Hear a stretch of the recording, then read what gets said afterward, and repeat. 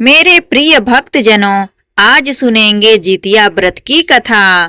प्रेम से बोलिए जितिया माता की जय। जीवित पुत्रिका का व्रत महिलाएं अपने बच्चों की रक्षा के लिए और उनके सुखद भविष्य की कामना से निर्जल व्रत रखती हैं। यह व्रत बहुत ही कठिन माना जाता है और इस व्रत के नियमों का पालन पूरे 3 दिन तक किया जाता है। जीमूत वाहन के नाम पर भी जीवित पुत्रिका व्रत का नाम पड़ा।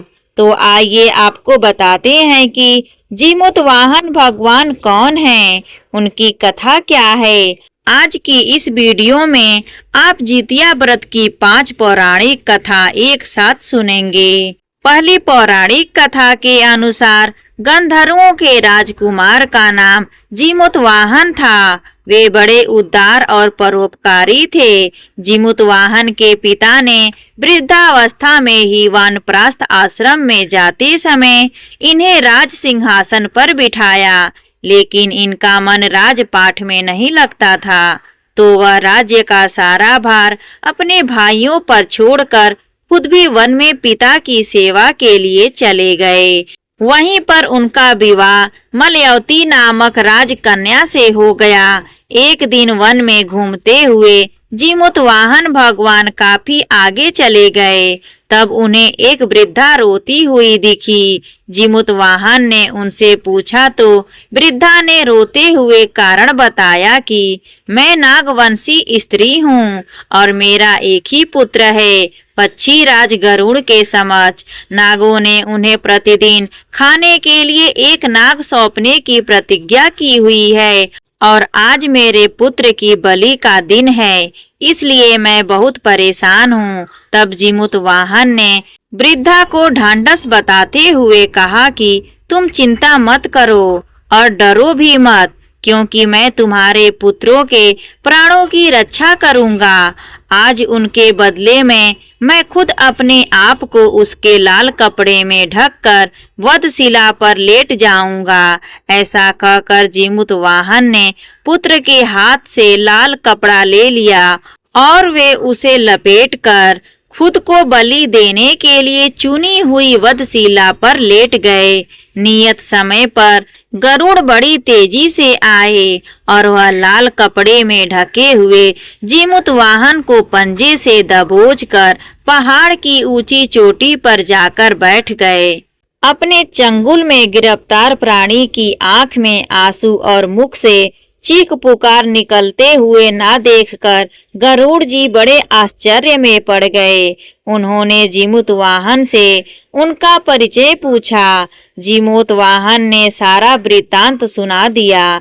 तब गरुड़ जी उनकी बहादुरी और प्राण रक्षा करने में खुद को बलिदान देने की हिम्मत से बहुत प्रभावित हुए।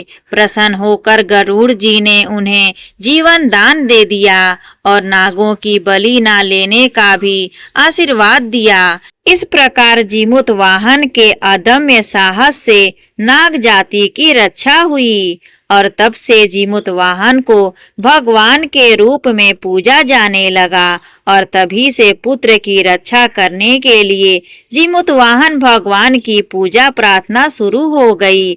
अश्विन कृष्ण अष्टमी के दिन प्रदोष काल में पुत्रवती महिलाएं जीमूत वाहन भगवान की पूजा करती हैं। कैलाश पर्वत पर भगवान शंकर माता पार्वती को कथा सुनाते हुए कहते हैं कि अश्विन कृष्ण अष्टमी के दिन उपवास रखकर जो स्त्रियां प्रदोष काल में जीमूत वाहन की पूजा करती हैं तथा कथा सुनने के बाद दक्षिणा देती हैं, वह पुत्रों का पूर्ण सुख प्राप्त करती हैं। व्रत का पारण दूसरे दिन अष्टमी तिथि की समाप्ति के बाद यानी कि 9वीं तिथि में किया जाता है। यह व्रत अपने नाम के अनुरूप ही फल देने वाला है। अब सुनिए जितिया व्रत की दूसरी कथा। नर्मदा नदी के पास एक कंचनवटी नाम का नगर था। वहां के राजा का नाम मलय केतु था। उसी नर्मदा नदी के पश्चिम ओर बालूहटा नाम की मरुभूमि थी, जिसमें एक विशाल पेड़ पर एक चील रहती थी और इसी पेड़ के नीचे एक सियारन भी रहा करती थी।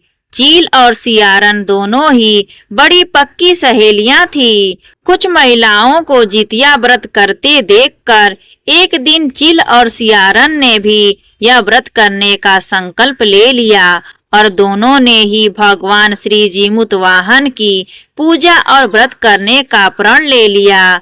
जिस दिन दोनों को व्रत रखना था ठीक उसी दिन शहर में एक बड़े व्यापारी की मृत्यु हो गई और उनका दाह संस्कार वही मरुस्थल पर हुआ जहां पर वह चील और सियारन रहती थी। मुर्दे को देखकर सियारिन को भूख लगी और वह खुद को रोक नहीं पाई, जिसके कारण उसका जितिया व्रत टूट गया। उधर चील ने स्वयं रखा और पूरी श्रद्धा और नियम से अपना व्रत पूरा किया और अगले दिन व्रत का पारण भी किया। फिर उसके बाद अगले जन्म में दोनों सहेलियों ने पुत्री के रूप में एक ब्राह्मण परिवार में जन्म लिया। उनके पिता का नाम भास्कर था। चील बड़ी बहन और सियारन छोटी बहन बनी। बड़ी बहन का नाम शीलावती रखा गया और उसका विवाह बुद्धिसेन के साथ हो गया।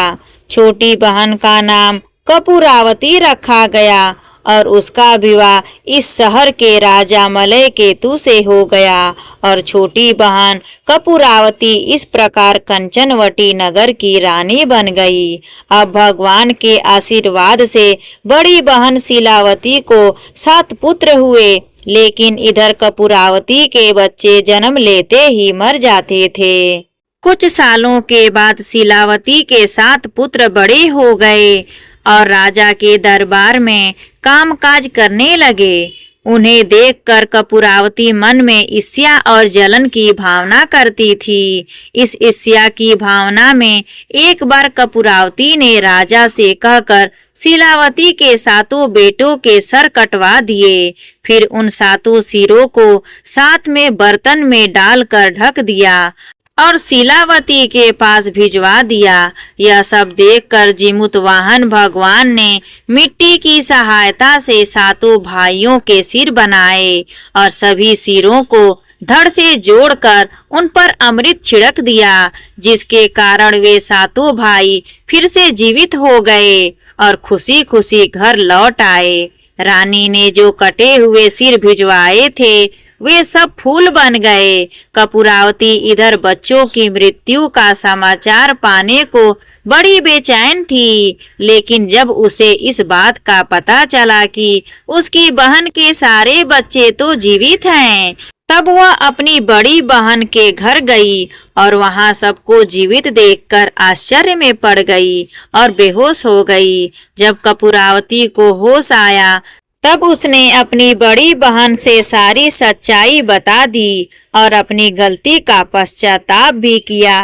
भगवान जीमूतवाहन की कृपा से बड़ी बहन को पूर्व जन्म की सारी बातें याद आ गई और वह अपनी छोटी बहन के साथ एक पेड़ के नीचे पूर्व जन्म की सारी बातें सुनाने लगी, जिसे सुनकर कपूरावती फिर से बेहोश हो गई और मर गई। जब राजा को इस बात की सूचना मिली तो उन्होंने इस जगह पर इस पेड़ के नीचे कपूरावती का दाह संस्कार कर दिया। अब सुनिए जितिया व्रत की तीसरी कथा, जो कि इस दिन जरूर सुननी चाहिए। एक बार 2 बहनें थीं, जिनका नाम चुलिया और सियरिया था। चुलिया बहुत मेहनती थी और गरीब भी थी। वह मजदूरी करके अपने और अपने बच्चों का पेट पालती थी, लेकिन सियरिया गलत आचरण वाली थी, जो कि हमेशा मौज और ऐश करती थी और चुलिया से जलती भी थी।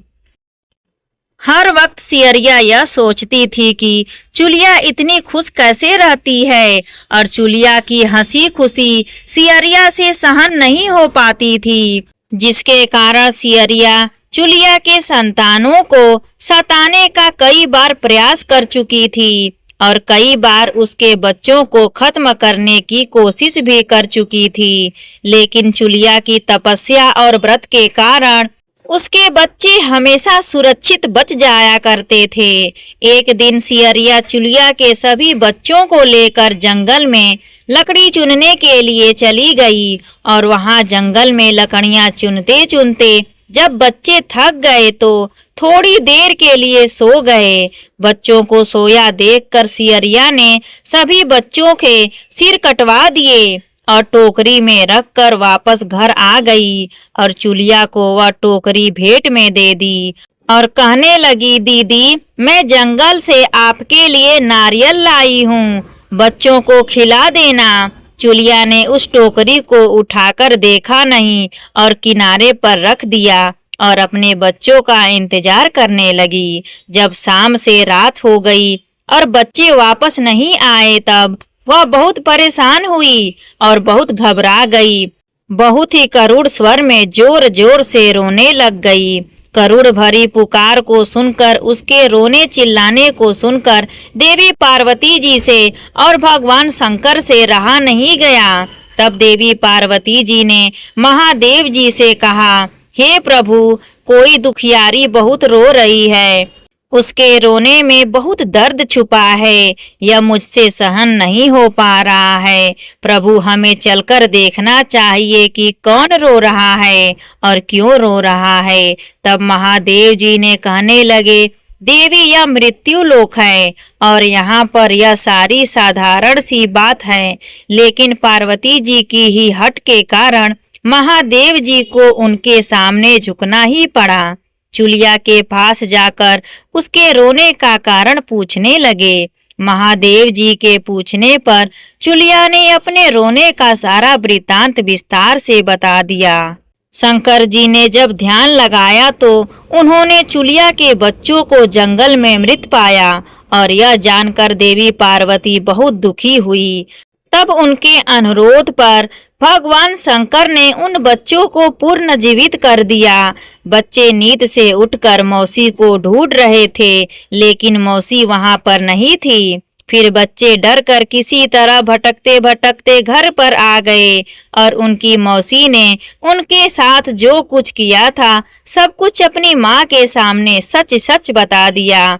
यह सब सुनकर चुलिया सियरिया के पास जाकर लड़ने लगी कि तुम मेरे बच्चों को जंगल में अकेला छोड़कर क्यों आई हो। दोनों बहनों में लड़ाई शुरू हो गई और यह लड़ाई 7 दिन तक 7 रात तक चलती रही, किंतु इस लड़ाई का कोई हल नहीं निकला।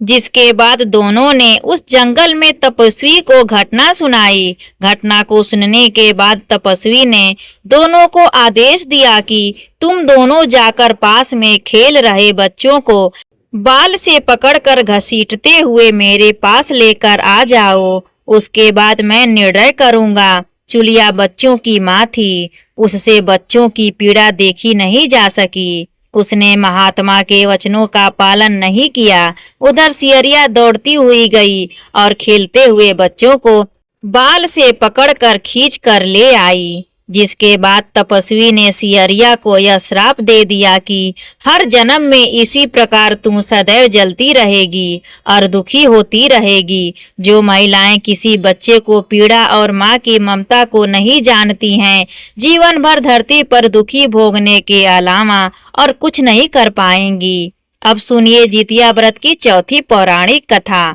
2 बहनें थीं, जिनमें एक का नाम था सुखिया और दूसरी का नाम था दुखिया।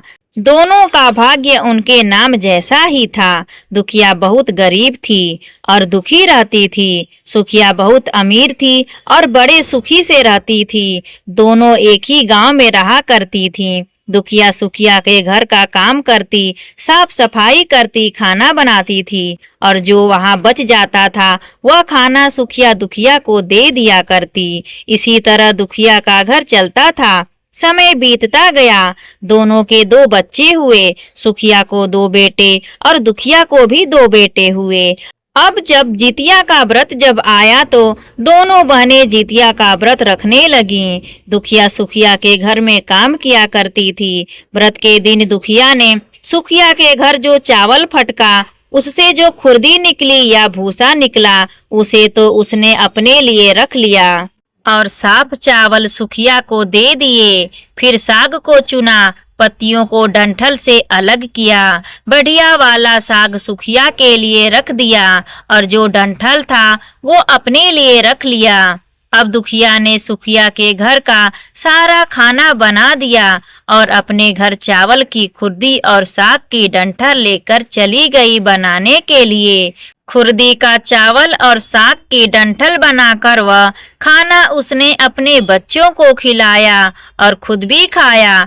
उसके बाद दुखिया सोने चली गई। आधी रात में एक बूढ़ी औरत उसके घर पर आकर दरवाजा खटखटाने लगी। तो दुखिया ने पूछा, कौन है? तब बूढ़ी माई ने कहा, बेटा मैं हूँ, दरवाजा खोलो। दुखिया ने उठकर दरवाजा खोला और पूछा कि अम्मा, आपको क्या चाहिए? इतनी रात में आप यहाँ किस लिए आई हो? बूढ़ी माई कहने लगी, बेटा मुझे बहुत जोर से भूख लगी है, कुछ खाने को हो तो दे दो। दुखिया उसे घर के अंदर ले गई और कहने लगी, माँ जी हम लोग बहुत गरीब हैं, आज मैंने खुर्दी का चावल और साग की डंठल बनाया है, क्या आप खाएंगी? तो बूढ़ी माई कहने लगी, हाँ हाँ क्यों नहीं खाऊंगी, मुझे तो बहुत जोर से भूख लगी है, मैं वही खा लूंगी। तब दुखिया घर के अंदर गई और खुर्दी का चावल और डंठल का साग लाकर बूढ़ी माई को खाने के लिए दे दिया। बूढ़ी माई ने खाना खाने के बाद कहा कि मुझे अच्छे से कुछ नहीं दिखाई देता बेटी, इतनी रात के अंधेरे में मैं अपने घर को कैसे जाऊंगी? तो दुखिया कहने लगी, माँ जी कोई बात नहीं है, आप यहाँ पर आज की रात सो जाइए, सुबह अपने घर को चली जाना। तो बूढ़ी माई दुखिया के घर में ही सो गई। फिर थोड़ी देर बाद उठकर बूढ़ी माई बोली, बेटा मुझे शौच को जाना है, कहाँ मैं जाऊं? तो दुखिया कहने लगी, माँ जी मेरे घर में तो बाथरूम नहीं है, इसलिए आप उधर कोने में कर लीजिए। अब बूढ़ी माई ने पूछा कि बेटा भड़भड़ करें या छरछर करें? दुखिया नींद में थी, कहने लगी, माँ जी भड़ कर दो, मैं सुबह साफ कर दूंगी। फिर थोड़ी देर के बाद बुढ़िया माई फिर पूछने लगी कि बेटा अब बताओ मैं अपने हाथ कहाँ साफ करूं? तो दुखिया कहने लगी, माँ जी आप मेरे सर पर अपने हाथों को साफ कर लीजिए। उधर जब सवेरा हुआ तो दुखिया को यह देखकर सब कुछ एक सपने के जैसा लगा। उसे लगा कि शायद सोते समय मुझे कोई सपना आया होगा। उसने इस बारे में कुछ और नहीं सोचा और नदी में नहाने के लिए चली गई। जब वह नदी में नहाने लगी और अपने बाल धोने लगी तो उसके बालों से होते हुए जो पानी बहने लगा वह पानी सोने का बन गया। आसपास की सारी महिलाएं यह देखकर हैरान हो गई और कहने लगी, अरे तुम्हारे बालों से तो सोने का पानी गिर रहा है, क्या बात है? फिर तो दुखिया को रात की सारी बात याद आ गई। वह दौड़ती हुई अपने घर की ओर भाग कर गई, यह सोचकर कि उसका घर तो बूढ़ी माई के शौच से गंदा हुआ होगा, पहले तो उसे साफ करना होगा। जब वो अपने घर में गई तो देखा कि घर के हर कोनों में ढेर सारा सोना बिखरा हुआ पड़ा है। यह देखकर दुखिया बहुत खुश हो गई और सोचने लगी कि जीतमान बाबा अर्थात जीमोत वाहन भगवान की ही कृपा है। यह सब जो माता का रूप धारण करके मेरे घर आए और मुझे इतना आशीर्वाद देकर गए। इस तरह दुखिया अमीर हो गई और अब उसने सुखिया के घर जाकर काम करना भी बंद कर दिया। इधर दुखिया जब अपना व्रत पूरा करती है तो अपने पुत्र से कहने लगी कि जाओ मौसी के घर से तराजू लेकर आओ, यह नापने के लिए कि सोना कितना है।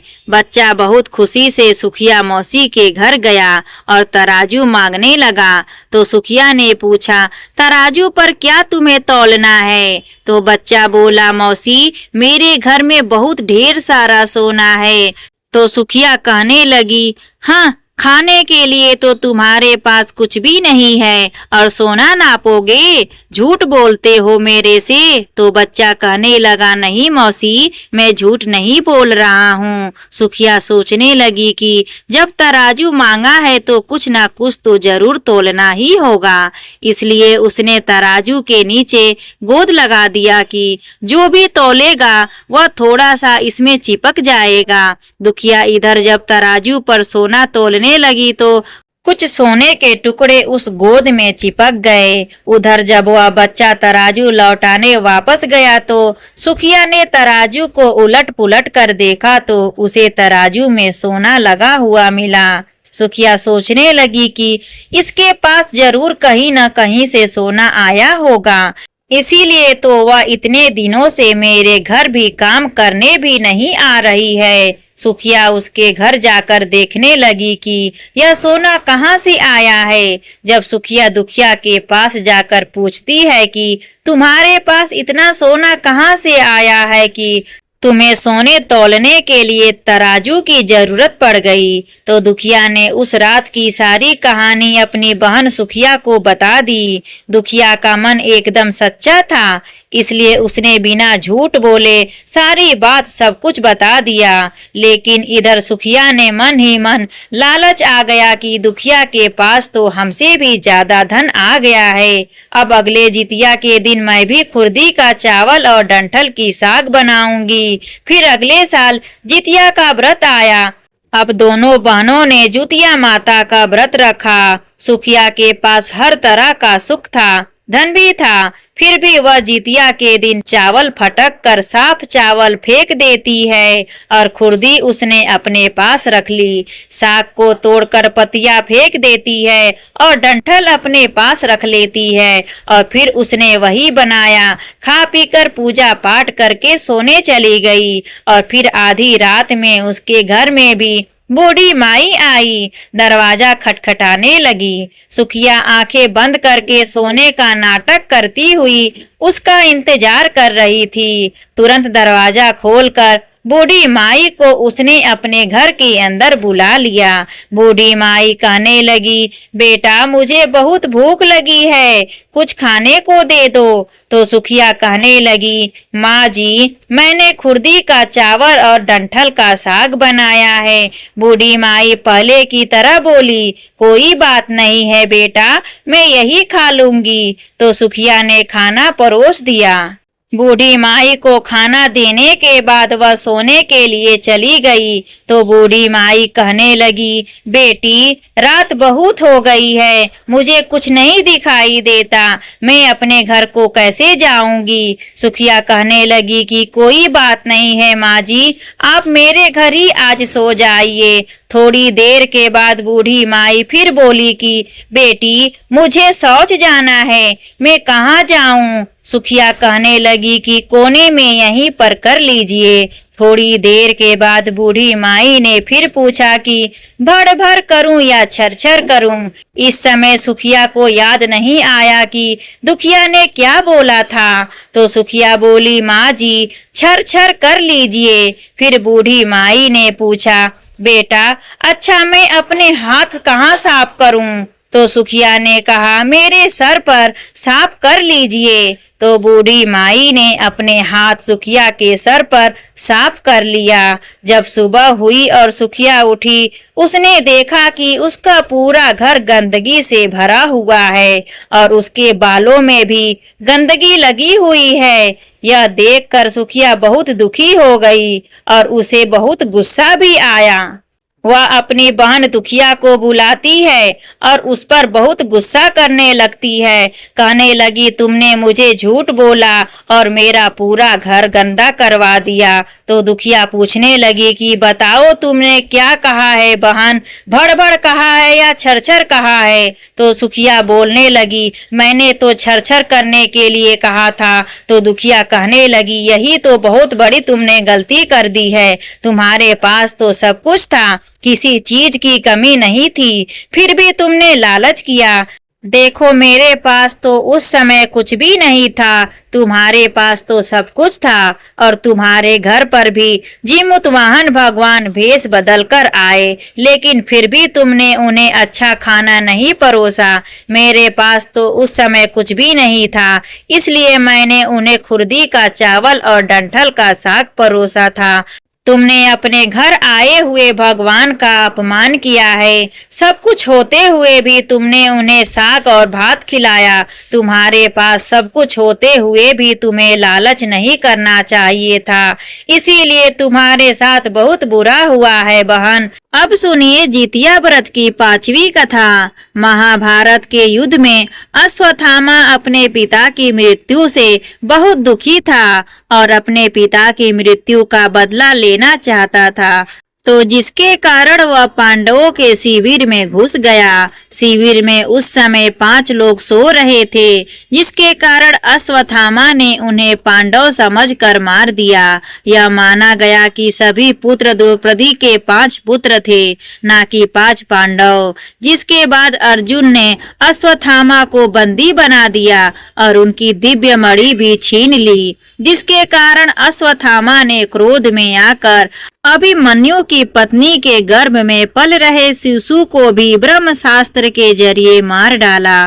तब भगवान श्री कृष्ण ने अपने सभी पुण्यों का फल उतना ही अजन्मी संतान को देकर उसके गर्भ में पल रहे बच्चों को पूर्ण जीवित कर दिया। भगवान श्री कृष्ण की कृपा से जीवित होने वाले इस बच्चे को जीवित पुत्री का नाम दिया गया। इसके बाद से संतान की लंबी आयु होने के लिए हर साल जीवित पुत्रिका का व्रत रखा जाने लगा। मान्यता है कि जो भी महिला अपने संतान की लंबी उम्र के लिए इस व्रत को रखती है, उसकी संतान को कभी भी दुख नहीं उठाना पड़ता और उनके घर में सुख समृद्धि सदा बनी रहती है। जो भी महिलाएं आज के दिन इस व्रत कथा को सुनती हैं, उसे कभी भी अपनी संतान के वियोग का सामना नहीं करना पड़ता। यह थी जीवित पुत्रिका की 5 कथाएं। उम्मीद करती हूँ कि आपको यह 5 कथाएं जरूर अच्छी लगी होंगी। प्रेम से बोलिए जितिया माता की जय।